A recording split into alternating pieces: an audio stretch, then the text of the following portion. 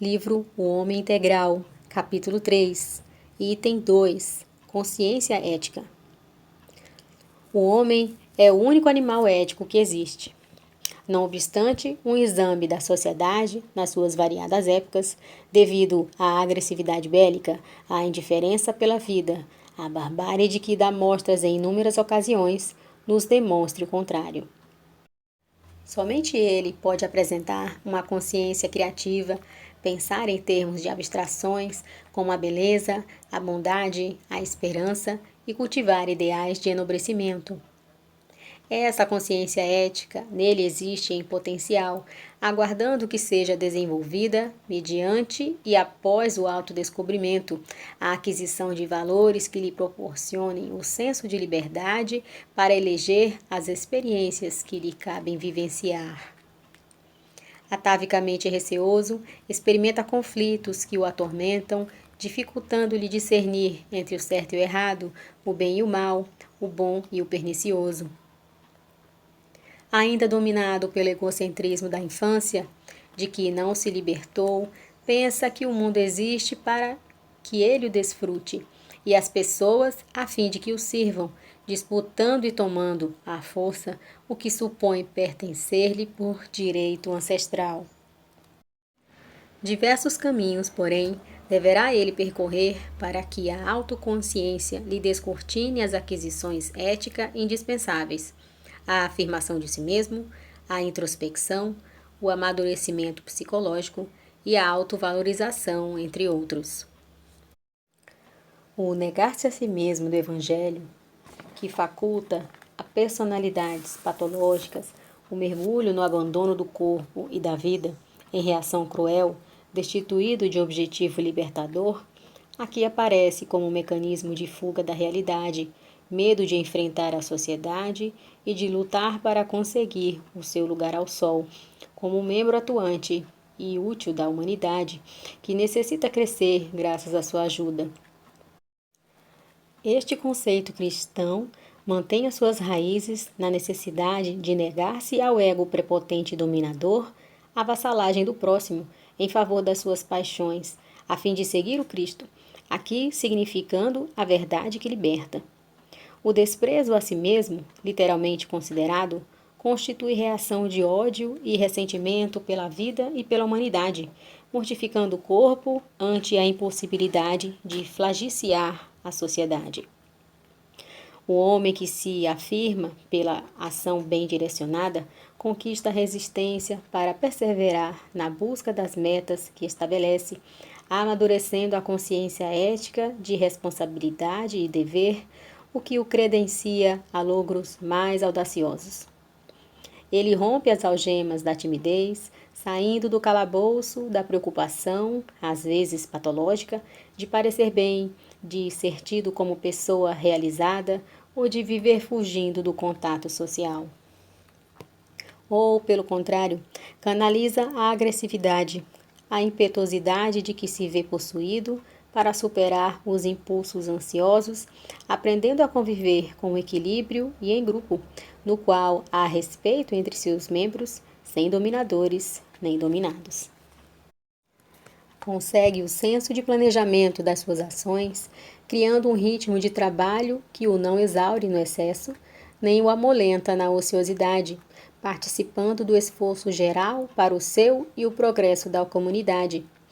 Adquire um conceito lógico de tempo e oportunidade para a realização dos seus empreendimentos, confiando com tranquilidade no resultado dos esforços dispendidos. Mediante a autoconsciência, aplica de maneira salutar as experiências passadas, sem saudosismo nem ressentimentos, planejando as novas com um bem delineado programa que resulta do processamento dos dados já vividos e adicionados às expectativas em pauta a viver.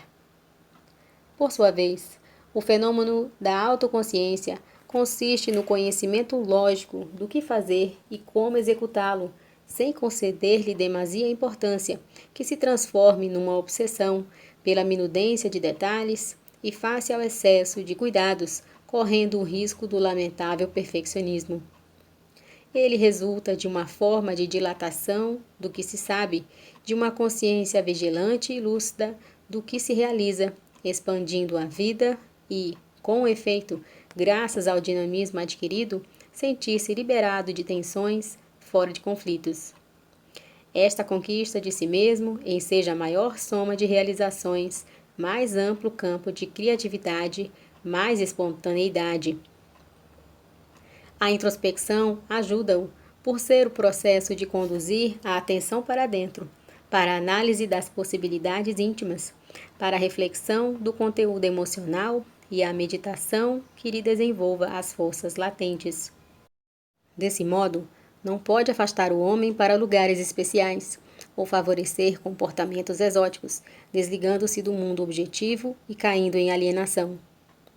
Vivendo-se no mundo, torna-se inevitável vencer-lhe os impositivos negativos, tempestuosos das pressões esmagadoras. Diante dos seus desafios, enfrentá-los com natural disposição de luta, não alterando o comportamento nem o deixando estiolar-se. É muito comum a atividade apressada de viver-se emocionalmente acontecimentos futuros que certamente não se darão ou que ocorrerão de forma diversa da que a ansiedade estabelece. As impressões do futuro, como consequência de tal conduta, antecipam-se, afligindo, sem que o indivíduo viva as realidades do presente, confortadoras. Para esta conduta ansiosa, Jesus recomendava que a cada dia baixe a sua aflição, favorecendo o ser com o equilíbrio para manter-se diante de cada hora e fruí-la conforme se apresente. A introspecção cria o clima de segurança emocional para a realização de cada ação de uma vez e a vivência de cada minuto no seu tempo próprio. Ajuda a manter a calma e a valorizar a sucessão das horas. O homem introspectivo, todavia, não se identifica pela carranca, pela severidade do olhar, pela distância da realidade, tampouco pela falsa superioridade em relação às outras pessoas. Tais posturas são formalistas, que denunciam preocupação com o exterior sem contribuição íntimo transformadora.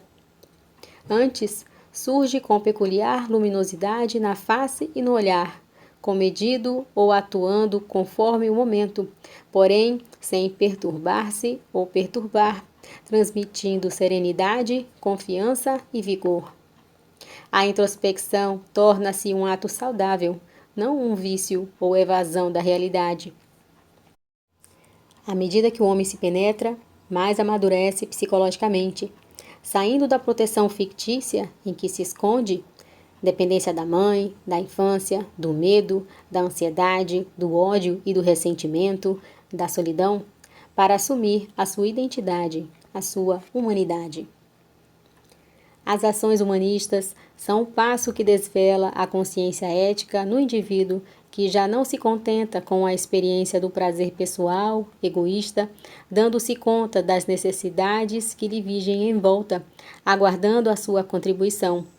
Neste sentido, a sua humanidade se dilata por perceber que a felicidade é um estado de bem-estar que se irradia, alcançando outros indivíduos, ao invés de recolher-se em detrimento do próximo.